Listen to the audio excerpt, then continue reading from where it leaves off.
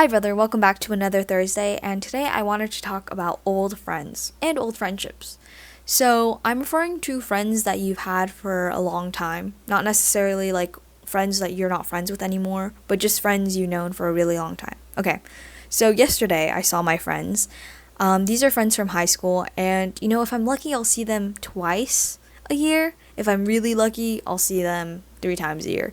But you get the point. I don't see them very often. But yesterday, I was able to make plans with them, and we decided to go to the beach, which was really fun.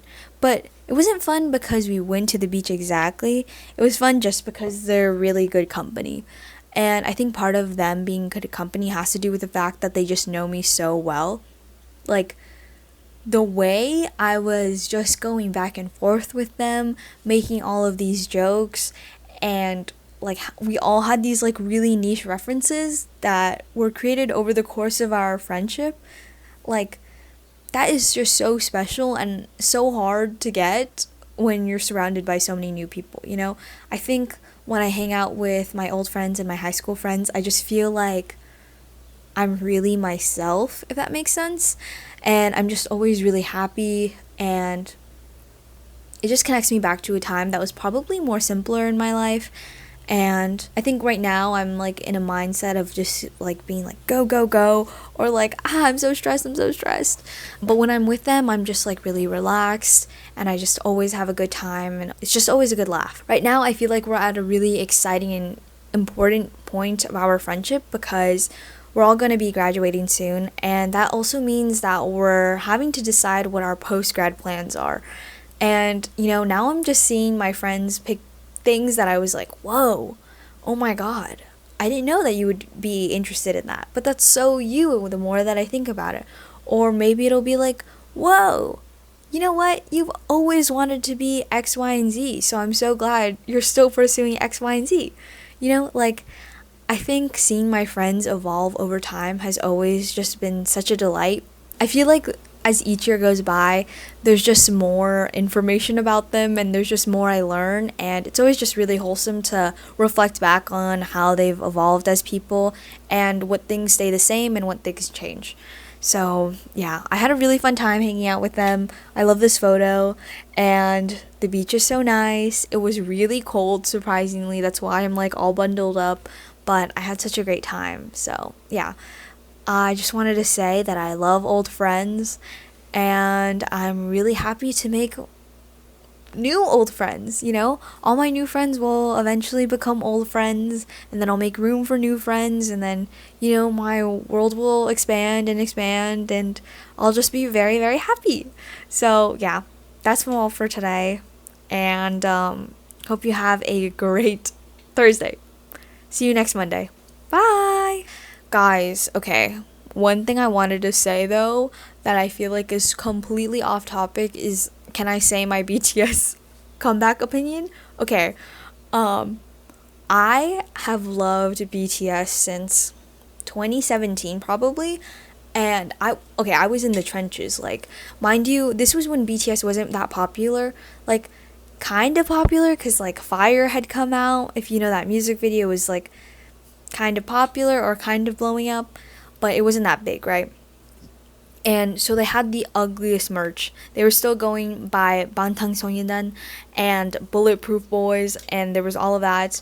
They had the old light stick, terrible merch, like I just said. That was a literal bulletproof vest and a name that was like really big on the back of a sweatshirt, whatever. Also, mind you, K-pop wasn't even that popular either. So I'm just an old BTS fan is what I'm saying. And I love BTS in comparison to other groups because I always saw them as like the group that had lore behind them. They had like a really nice storyline. Their music videos like loosely connected. More importantly, they also had music that had meaning and themes. So I feel like in a sea of K-pop groups that were heavy on just commercial and like being popular and just having like really poppy, catchy songs, to me BTS had songs that had meaning and that there was just something under there that was special about them. I also always saw them as artists first instead of performers. I think like a lot of K-pop idols in my eyes can be more performers because they don't produce their own music or they're not really involved in the artistry of it, but they are a good person or a good face to like present that body of work, to present those songs is what I'm saying. Okay, so all of that said, when I listened to the BTS album, or when I was waiting for it, because I'm not really a BTS fan now, I think I just am too busy to even get interested in K-pop again. Also, if you catch me listening to K-pop, that's a sign that I'm like, that's a call for help, because I'm probably depressed and I'm like trying to feel like I know people, because the parasocial relationships within K-pop are very strong and they do work. Anyways, so now that BTS is back, I was really excited for this comeback and this album, and I was like, I don't know, I guess I was just expecting to hear their sound as a group, especially after all 7 members having their own like solo projects. I was really happy for them to come together and make an album that I was like, this is BTS, they're so back. When I tell you, I listened to the first song and then paused it and was like, okay, I gotta take a break, because I was so annoyed, okay?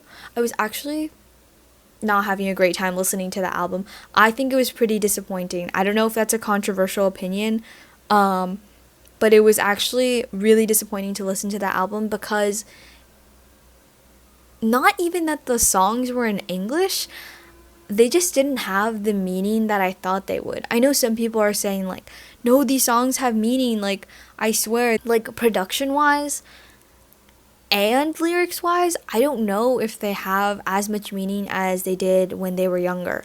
And I'm not trying to say that like it doesn't sound like old BTS. Like, as if they develop as artists and like they have a different sound, like that's completely normal. But I think it just didn't align with my idea of what BTS stood for and what made BTS special in the first place. So that definitely threw me off. And, you know, speaking of old friends, one of my old friends, this one was from middle school, shout out to Nadia. Nadia and I literally messaged each other and were like going off about how I'm like, this is not the BTS I know. Whatever. It was just disappointing. Do I have any songs that I like on there? Not really. Not ones that I would really listen to. But yeah, that's just how I feel about the BTS album. If you're still here, I'm very surprised, because this is not part of the video, but it might be even longer than the main part of the video. But that's just because I had like background and anger in me about this album. Also the title track, like why did they choose that song? That's just my review.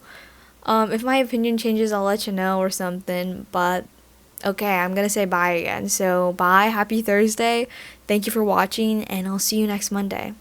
I can't believe you're still here. Okay, bye!